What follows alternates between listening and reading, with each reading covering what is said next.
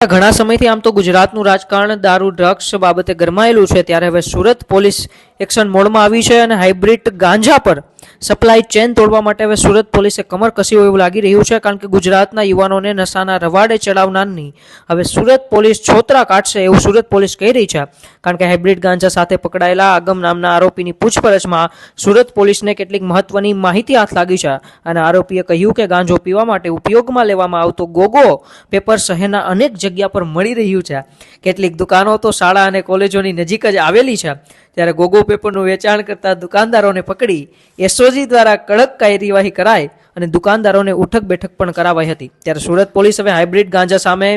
એકદમ એક્શન મોડમાં જોવા મળી રહી છે। કેટલાક દુકાનદારો આ ગોગો પેપરનું વેચાણ કરતા હોવાનું ધ્યાનમાં આવતા ફરી પોલીસે કોમ્બિંગ કર્યું છે અને આ તમામ દુકાનદારોને અટકાયત પણ કરી છે। જ્યાં ઓનલાઈન ગોગો પેપરનું વેચાણ થતું હતું, હવે તેની સામે પણ પોલીસ કડક પગલાં ભરી રહી છે અને હવે આ બાબતે ઓફિશિયલ એક નોટિફિકેશન પોલીસ દ્વારા જાહેર પાડવામાં આવ્યું છે અને આગામી દિવસોમાં તે નોટિફિકેશન શહેરના અલગ અલગ વિસ્તારોમાં પણ બહાર પાડવામાં આવશે અને નોટિફિકેશન બહાર પડ્યા બાદ યુવાધનને નશામાં ધકેલનાર તમામના પોલીસ છોતરા કાઢવાની છે તેવો અત્યારે માહિતી સુરતથી સામે આવી રહી છે। એક મહિનામાં જેટલા પણ લોકોએ ગોગો પેપર મંગાવ્યા છે તે તમામનો ડેટા પણ પોલીસે અત્યારે મંગાવ્યો છે। આ ઉપરાંત તમામ પ્રકારની પ્રવૃત્તિ કરનાર સામે વધુમાં વધુ ગુના દાખલ કરી પાસા હેઠળ કાર્યવાહી ધરવામાં આવશે તેવું પણ અત્યારે સુરત પોલીસ કહી રહી છે। તો આ સમગ્ર બાબતે ડીસીપી રાજદીપસિંહ નકુમ શું કહી રહ્યા છે, આવો એ પહેલા સાંભળીએ। એસઓજી દ્વારા એક હાઇબ્રિડ ગાંજાનો એક કેસ કરવામાં આવેલો, એનો જે આરોપી છે આગમ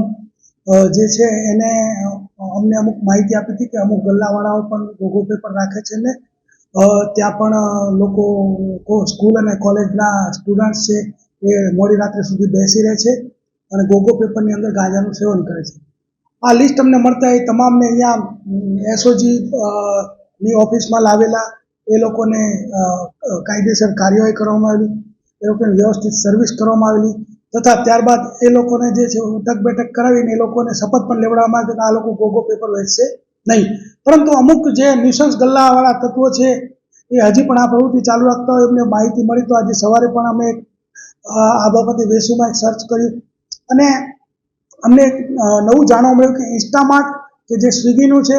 અને બ્લિંકિટ કે જે ઝોમેટોનું છે, આ બંને જગ્યાએ ઓનલાઈન ગોગો પેપર મળે છે। એટલે નજીકના ભવિષ્યમાં જ અમે આ બાબતે નોટિફિકેશન કરાવી અને તમામ ઉપર વધુ કડકમાં કડક કાર્યવાહી કરીશું।